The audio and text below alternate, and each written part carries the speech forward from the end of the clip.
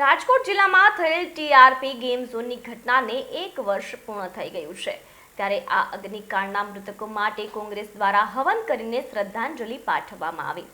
ઉલ્લેખનીય છે કે 25 મે 2024ના રોજ બનેલ આ અગ્નિકાંડમાં 27 નિર્દોષ લોકોએ જીવ ગુમાવ્યો હતો। આ ઉપરાંત ફરી આવી ઘટના ક્યારેય ન બને તે માટે ભગવાનને પ્રાર્થના કરવામાં આવી હતી। ટીઆરપી ગેમિંગ ઝોન કાંડ એ ભારતીય જનતા પાર્ટીના લલાટ ઉપર લાગેલી કલંકની કાળી ટીલી છે। ભારતીય જનતા પાર્ટીના અતિ ભ્રષ્ટ નેતાઓ અને એમના પસંદીદા અધિકારીઓએ એકબીજાના મેળાપીપણામાં સંપૂર્ણ ગેરકાયદેસર રીતે આખો ટીઆરપી ગેમિંગ ઝોન ઊભો કર્યો અને ચલાવ્યો, અને એનું પરિણામ આવ્યું કે ગુજરાતના 26 નિર્દોષ નાગરિકો, બાળકો સહિત આપણે ગુમાવવા પડ્યા। એ વખતના દ્રશ્યો સમગ્ર રાજકોટ, સૌરાષ્ટ્ર અને ગુજરાતે જોયા છે।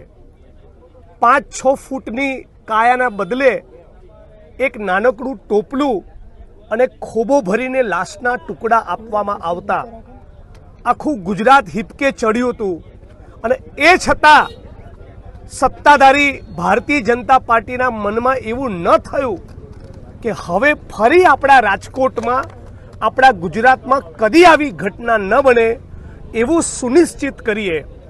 એના બદલે ઘટના બની એની તરત મને બરાબર યાદ છે, એફએસએલની ટીમ સ્થળ ઉપર પહોંચે, તપાસ શરૂ થાય એની પહેલાં કાટમાળનો મોટા ભાગનો હિસ્સો ત્યાંથી દૂર કરી દેવામાં આવ્યો, એટલે કે એક પ્રકારે ડિસ્ટ્રક્શન ઓફ એવિડન્સ, પુરાવાનો નાશ કરવામાં આવ્યો। જ્યારે પીડિતોના આંસુ લૂછવાનો સમય હતો, એમને એવી હૈયા ધારણ આપવાનો સમય હતો કે બહુ ખોટું થયું છે પણ તમે ચિંતા ન કરો, સરકાર તમારી સાથે છે, એ વખતે એમના માટે સહાનુભૂતિ બતાવવાને બદલે રાજ્યની સરકાર અને અહીંનું પોલીસ પ્રશાસન એ પુરાવાનો નાશ કરવામાં વ્યસ્ત હતું।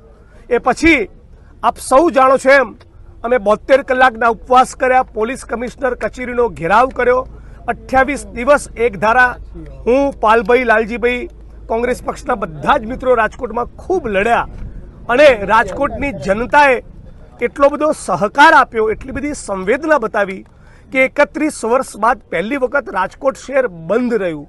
પણ એ બાદ પણ રાજકોટની પોલીસ, ગુજરાતની પોલીસ પ્રશાસને, ભાજપની સરકારે અમારી અને પીડિતોની લાગણી અને માગણી મુજબ તટસ્થ પ્રમાણિક અધિકારીઓને તપાસ ન સોંપી તે ન જ સોંપી। મતલબ કે રાજ્યની સરકાર પહેલા દિવસથી નક્કી કરીને બેઠી હતી કે વિપક્ષ અને મીડિયાનું પ્રેશર દૂર થાય પછી કુલડીમાં ગોળ ભાગવાનો છે। આ રાજ્યની સરકારનું પહેલા દિવસથી આયોજન હતું, અને એનું પરિણામ છે આજે 1 વર્ષ બાદ ન પીડિતોને યોગ્ય વળતર મળ્યું છે, ન ન્યાય મળ્યો છે, ન ન્યાયની કોઈ આશા છે। અને એ બાદ ફરી ડીસાની અંદર બીજો ફેક્ટરીમાં બ્લાસ્ટ થયો, અને એમાં 1 ડઝન જેટલા બીજા પરપ્રાંતીય મજૂરો મરી ગયા। મતલબ કે ગુજરાતની ભાજપ સરકારને મનમાં એવું છે કે અમને 156 સીટો લાવતા આવડે છે, વિપક્ષના માણસોને તોડતા આવડે છે, બાકી ભલે મીડિયા અને વિપક્ષના માણસો હોબાળો કરતા, ભરે લોકો મરતા અમારા ગજવા ભરાય છે એટલે અમને સંતોષ છે। આવો ભારતીય જનતા પાર્ટીનો એટીટ્યૂડ છે। ફરી કહું છું, આ ઘટના અત્યંત દુઃખદાયી છે। આપણા ગુજરાતમાં આવી ઘટના કોઈ પણ સંજોગોમાં ન બનવી જોઈએ, પણ ભારતીય જનતા પાર્ટી સુધરવા બિલકુલ તૈયાર નથી। એ લોકો સંકલ્પ કરીને બેઠા છે, માણસો મરતા હોય તો મરે, બાકી અમે અમારા ગજવા ભરીશું।